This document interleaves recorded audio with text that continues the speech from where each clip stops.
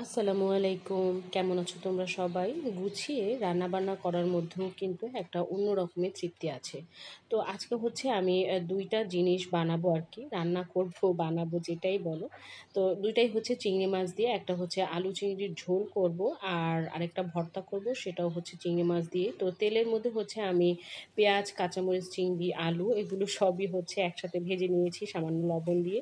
তারপরে কিছুক্ষণ ভাজাভাজি করার পর দিয়ে দিলাম আদা রসুন, আর এরপরে হচ্ছে দিয়ে দিব একটু কুসুম গরম পানি। যেকোনো তরকারি রান্নাটা যদি আমরা গরম পানি দিয়ে রান্নাটা করি তাহলে কিন্তু সে রান্নাটা অনেক বেশি মজা হয়। আর ওপাশের চুলায় ভাত বসিয়ে দিয়েছি, দিয়ে দিলাম হলুদ আর হচ্ছে শুকনা মরিচের গুঁড়ো।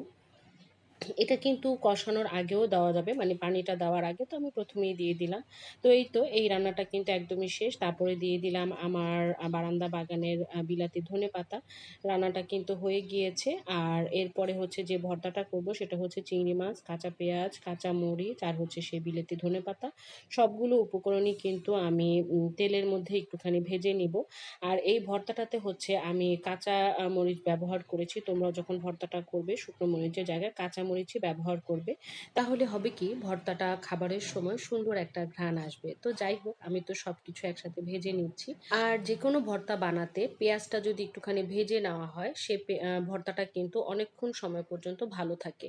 তো যাই হোক, ভাজাভাজির কাজ তো শেষ। এখন হচ্ছে সবচেয়ে কষ্টের কাজটা করব আর কি, শিলপাটায় ভর্তাটা বানিয়ে নিব। অনেককেই দেখি যে ব্লেন্ডারে হচ্ছে ভর্তাটা বানায়। আমার কাছে ব্লেন্ডারে ভর্তা বানানো হলে সেই ভর্তাটা খেতে ভালো লাগে না। আসলে যেই ভর্তাটা আমরা শিলপাটায় বেটে খাবো, সেই ভর্তাটা কিন্তু ব্লেন্ডারে বানালে একদমই স্বাদ লাগে না। তো যাই হোক, এটা একেকজনের কাজের ধরন। আমি ওভাবে করে বানাই না। আমি চেষ্টা করি আমার ভর্তাগুলো শিলপাটাতেই বানাতে।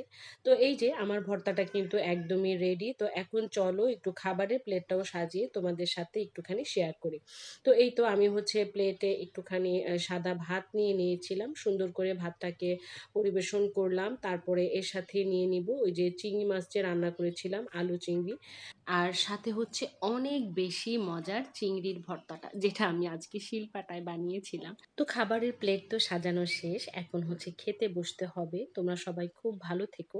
আর যদি আমার ভিডিওটা ভালো লাগে আমার চ্যানেলটাকে সাবস্ক্রাইব করে দিও। আজকে এই পর্যন্তই। টাটা।